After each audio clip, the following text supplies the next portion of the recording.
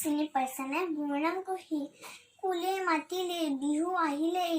Corona ভাইৰাছৰ কাৰণে লকডাউনটো বন্ধ হ'ল, কাৰণ তাতে যাবলৈ নোৱাৰিম।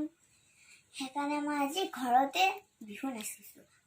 তোমালোকেও ঘৰত বিহু নাচিবা দেই, আৰু তোমালোকে বিহু নাচিবা, মোক পঠাই দিবা, মই চাম। আৰু মোৰ চেনেলটো যদি ভাল লাগে লাইক আৰু ছাবস্ক্ৰাইব কৰি দিব। এতিয়া মই বিহু নাচিম, তোমালোকে চোৱা দেই।